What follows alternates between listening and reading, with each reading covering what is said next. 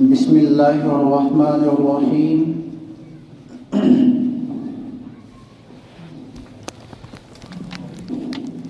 الحمد للہ وکفى وسلام علی عبادہ الذین اصطفى اما بعد فقد قال اللہ تبارک وتعالی فی القرآن المجید اعوذ باللہ من الشیطان الرجیم بسم اللہ الرحمن الرحیم وذروا ظاہر الاثم وباطنہ وقال اللہ تعالی فی موضع آخر قل للمؤمنین یغضوا من ابصارهم ویحفظوا فروجهم وقال النبی صلی اللہ علیہ وسلم لعن اللہ الناظر والمنظور الیہ او کما قال علیہ الصلاۃ والسلام۔ برباد گلستہ کرنے کو ایک ہی الو کافی تھا۔ برباد گلستہ کرنے کو ایک ہی الو کافی تھا۔ ہر شاخ پہ الو بیٹھا ہے، انجام گلستہ کیا ہوگا؟ بزرگان محترم، عزیزان گرامی،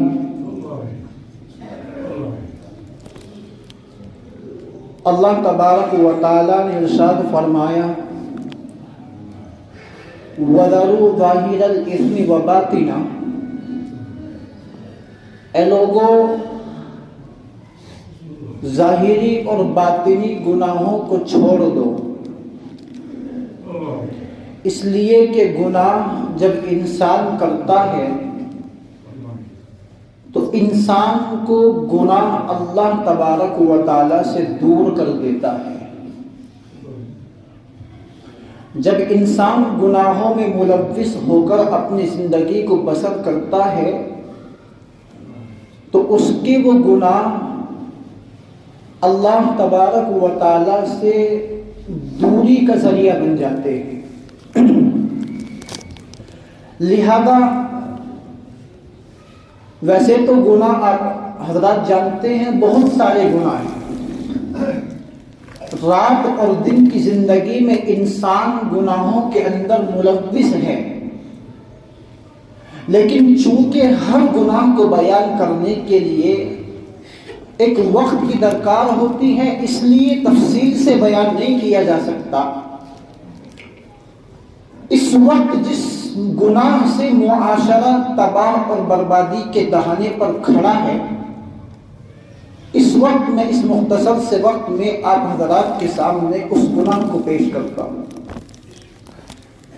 ویسے تو بہت سارے گناہ ہیں، میں نے آپ کو بتایا برباد گلستہ کرنے کو ایک ہی الو کافی تھا، لیکن ہر شاخ پہ الو بیٹھا ہے، انجام گلستہ کیا ہوگا؟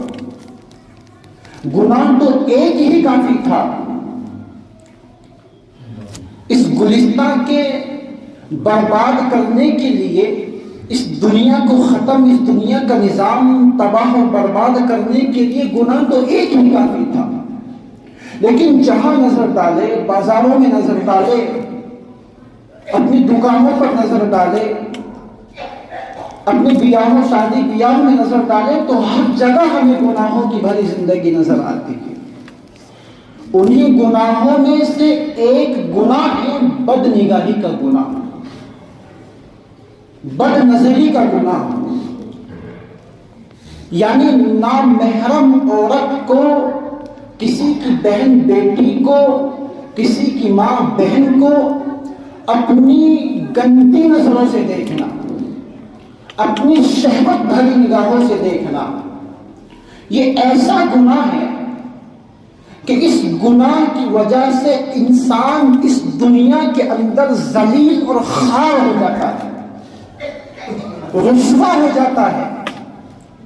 یہ ایسا گناہ ہے کہ جب انسان اس گناہ کے اندر ملوث ہوتا ہے تو اللہ تبارک و تعالیٰ کی طرف سے اس کے دل کے نور کو چھین لیا جاتا ہے، جس کی وجہ سے نہ اس کی عبادتوں میں اس کا دل لگتا ہے اور نہ اچھے کام کرنے کو اس کا دل کرتا ہے۔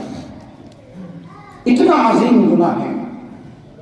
اسی لیے اللہ تبارک و تعالیٰ نے فرمایا قُل لِّلْمُؤْمِنِينَ يَغُضُّوا مِنْ أَبْصَارِهِمْ وَيَحْفَظُوا فُرُوجَهُمْ، اے پیغمبر آپ ایمان والے لوگوں سے کہہ دیجئے یہ اپنی نگاہوں کو نیچا رکھے،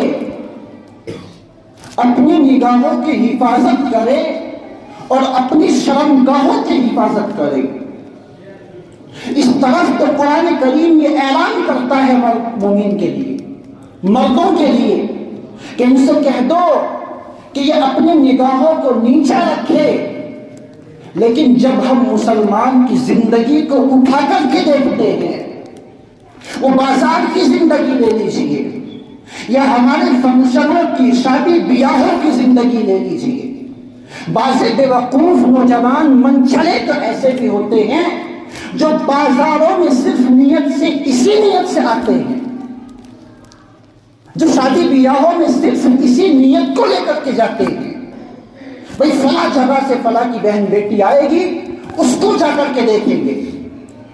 اور بازاروں کا تو حال یہ ہے، عام راستوں کا تو حال یہ ہے کہ اگر خدا نہ خواستہ کسی کی بہن بیٹی پر نظر پڑ جائے تو اس اللہ کے بندے کی نگاہ اس وقت تک اس بچی کو نہیں چھوڑتی جب تک اس کے نگاہوں سے وہ اوجھل نہیں ہو جاتی، وہیں تک اس کو چھوڑ کر کے آئیں گے، جہاں تک نگاہیں پہنچیں گی بار بار ہٹ کر کے اس کی طرف کو دیکھا جاتا ہے، اس کو اپنی گندی نگاہوں کا نشانہ بنایا جاتا ہے، گندی شہوت کا نشانہ بنایا جاتا ہے۔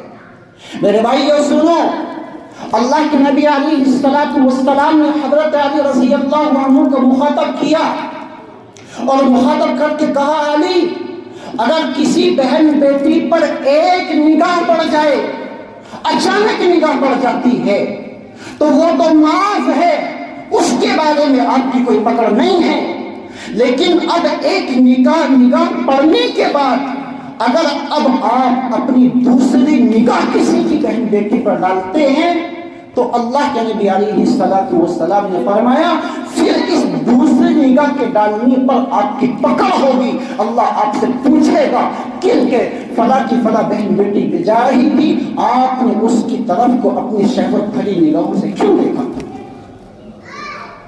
اللہ تبارک و تعالیٰ فرماتے ہیں سنو تم یہ سمجھتے ہو ہم نہیں جانتے، یعلم خائنۃ الاعین وما تخفی الصدور، اللہ فرماتے ہیں تمہاری نگاہوں کی خیانت کو ہم جانتے ہیں اور تمہارے دلوں کے حالوں سے بھی واقف ہے، تم کس نگاہ سے اس کو دیکھ رہے ہو۔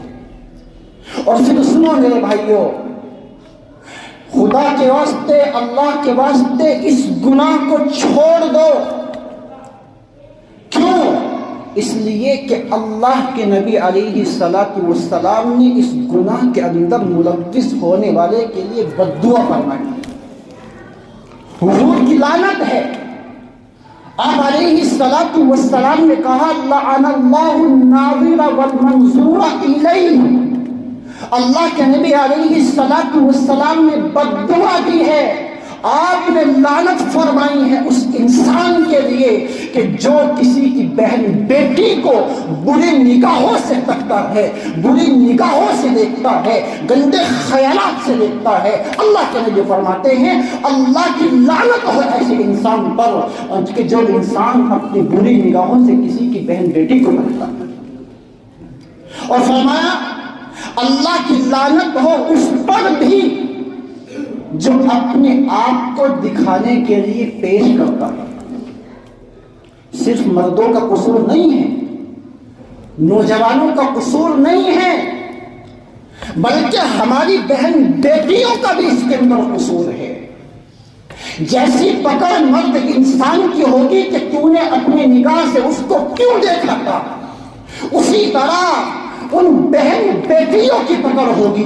اللہ کے نبی علیہ الصلوۃ والسلام نے لعنت فرمائی ہے ان پر بھی کہ جو گھروں کے اندر تو شوہروں کے سامنے سڑی بسی رہتی ہے، اگر شوہر دیکھتا ہے تو دیکھنے کا دل نہیں کرتا۔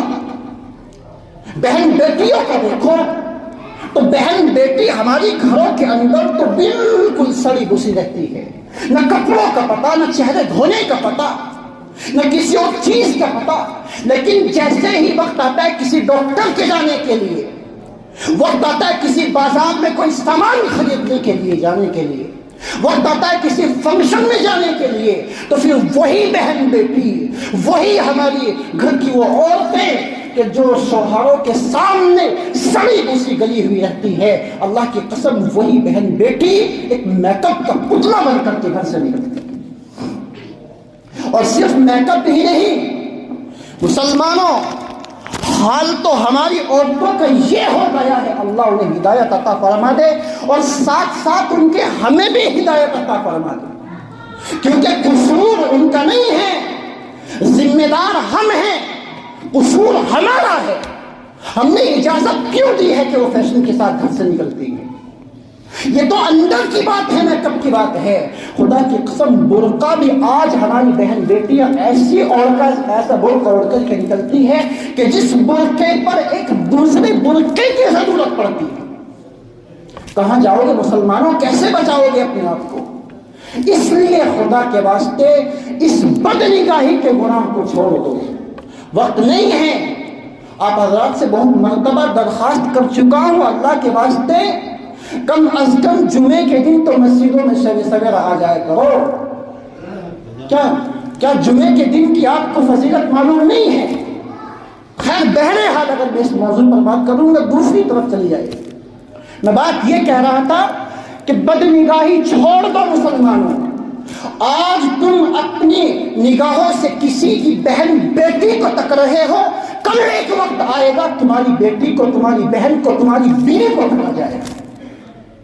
جب تمہاری بہن بیٹی کسی ضرورت سے باہر نکلے گی، کوئی کہے گا دیکھو فلاں مال جا رہا ہے، کیا نہیں کہتے؟ اللہ کی قسم ہم نے بزرگوں کو کہتے ہوئے سنا ہے، نوجوانوں کو نہیں، بلکہ جو پوتی پر پوتی والے ہو چکے ہیں۔ جب کسی کی بہن بیٹی نکلتی ہے بازار میں، کسی بیاہ شادی میں، کسی ڈاکٹر کے یہاں، تو ظالم جن کے پیر قبروں میں لٹک چکے ہیں ان کی زبانوں سے کہتے ہوئے ہم نے سنا ہے کہ دیکھو بھائی مال جا رہا ہے۔ تو اس لیے میرے بھائیوں ایک حکایت ہے چھوٹی سی، لیکن اگر اس کو سناؤں گا تو وقت بھی ہو جائے گا، معافی چاہتا ہوں، سنانا ضروری ہے، بہت مختصر الفاظوں میں سناتا ہوں۔ ایک آدمی کے بارے میں ایک واقعہ کی حکایت لکھی ہے۔ وہ بہت غریب تھا، دو چار اللہ نے بچے دیے تھے، اور غریب ہونے کی حیثیت سے وہ بیمار ہو گیا۔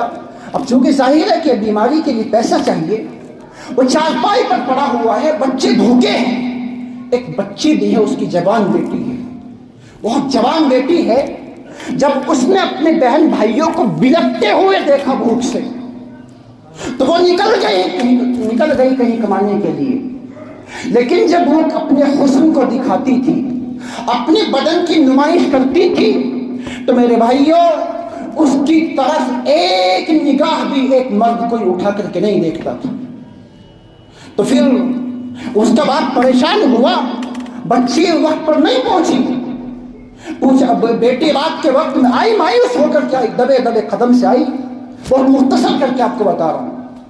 آتے ہوئے باپ نے پوچھا بیٹا کیا ہوا، کہاں گئی تھی؟ میں بہت پریشان تھا آپ کے انتظار میں۔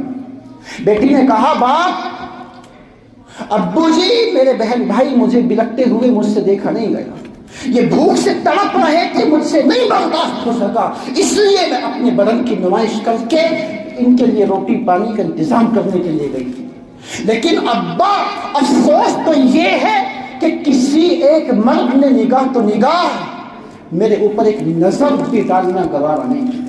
خدا کی قسم مسلمانوں آخری جملہ سنو، اس باپ کا جملہ سنو اور اپنے دامن میں بسا لینا۔ باپ نے کہا یہی سننے کے قابل ہے، باپ نے کہا بیٹا جب تیرے باپ نے ساری عمر کسی کی اجنبی کسی نامحرم لڑکی یا عورت پر نگاہ نہیں ڈالی تو تجھ کو کیسے گندی نگاہوں سے دیکھا جا سکے؟ اس لیے میرے بھائیوں بد نگاہی سے بچو. خدا کی قسم اگر آج بد نگاہی کرتے ہو کل اس کا قرض ہماری بہن بیٹیوں کو چکانا پڑے گا. اللہ مجھے ہم سب کو ان تمام باتوں پر اللہ نے جو گناہ گار زبان سے باتیں نکلوائی ہے عمل کی توفیق عطا فرمائے. آمین. وما علینا الا البلاغ.